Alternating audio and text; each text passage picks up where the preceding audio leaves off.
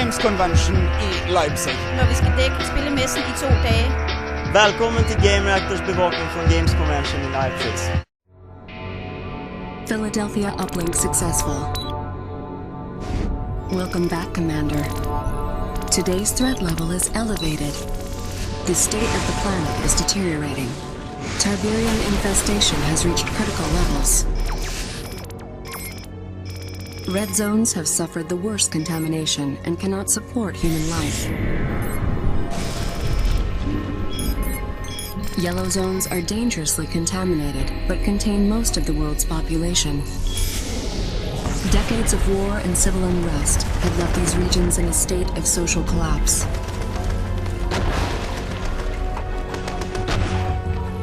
The remainder of the Earth's surface is unscarred by Tiberian outbreak. These blue zones are considered the last refuge and hope of the civilized world, and are under the protection of the Global Defense Initiative.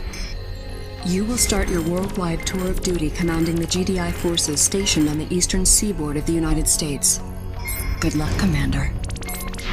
I'm standing here with Amer Ajami, who's the producer on Command & Conquer 3 for EA in Los Angeles. And Command & Conquer, back after a few years in the shadows. Many years. So what made you want to go back to Command & Conquer? You know, we're all fans at the studio. We're all fans of CNC, and you know, it's been 7 years since Firestorm and Tiberian Sun. So really, we you know, what better time than now? We had just finished Battle for Middle-earth 2. We're all big fans of CNC. We really wanted to get back into the Tiberium universe. So we thought the time was right, and I'm very excited that we made the decision. So what has changed in CNC? So in Command & Conquer 3, what we're focusing on is the single-player campaign. You know, when people think about Command & Conquer, they think about the great characters, the great storyline, and the single-player campaign from the first 2 games. And we're really carrying that forward with CNC 3. We just announced about an hour ago that Joe Coogan is back as Kane, you know, everybody's favorite anti-hero, Kane, so he's back.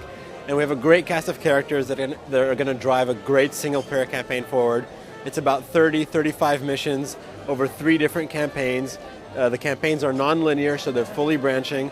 You can go from one mission to the next, have actual player choices, whether you want to fight a mission that involves orcas or a mission that will make things like mammoth tanks available to you. So we have real-time consequences in a single-player campaign, which is kind of hard to do in a normally linear storyline.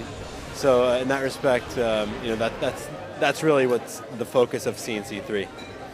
So the graphics in Command & Conquer 3 look amazing.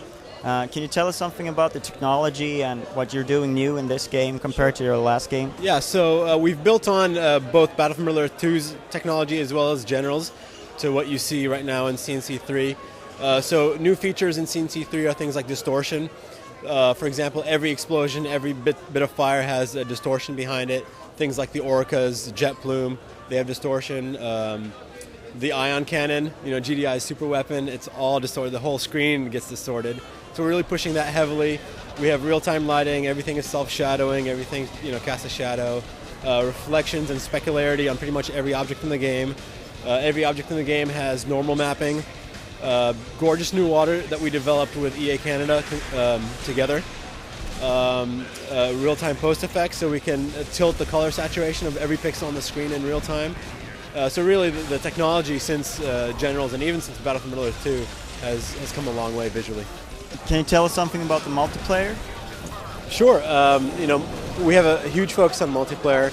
We're going to be announcing some game modes in a bit, so I can't talk about what kind of game modes we have. We're supporting 8 people simultaneous, you know, in any combination of teams that you want. Of course, you can play any of the 3 sides.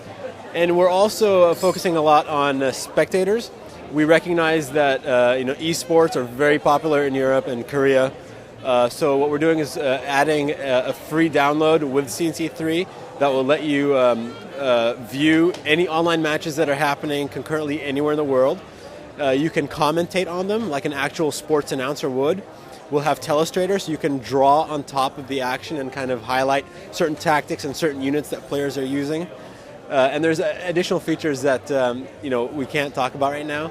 But certainly we're bringing back all the functionality that we had in BFME2. So, you know, full clan support, full ladder support, we'll have our ladders, and if the community want to create their ladders, we fully support that as well.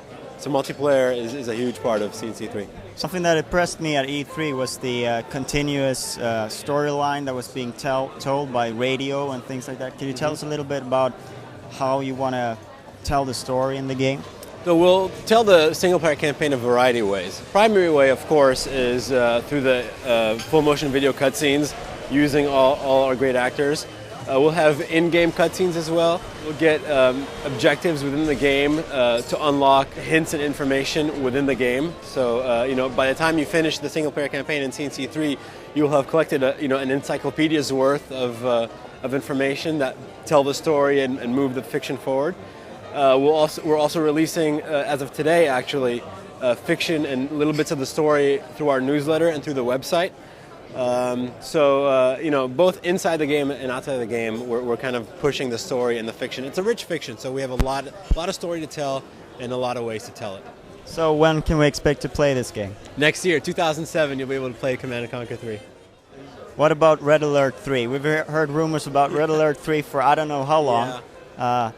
What's the truth behind those? So the truth behind Red Alert 3 is we announced it, 2 years ago, but then we got diverted onto Battlefield Red Alert 2. Of course, nothing at EA is dead in the water. We're just like we're fans of CNC, we're also fans of the Red Alert universe, and who knows in the future, what we'll come out with, but it's certainly not dead in the water. What kind of feedback did you get from Lord of the Rings Battle for Middle-earth 2? Was it? We got a lot of great feedback for the 360. That team spent a considerable amount of their development time focusing on just the controls, how to port over the controls onto the Xbox controller. Moving from a mouse and keyboard, which all RTS games have ever done, to a very simplistic controller is hard to do.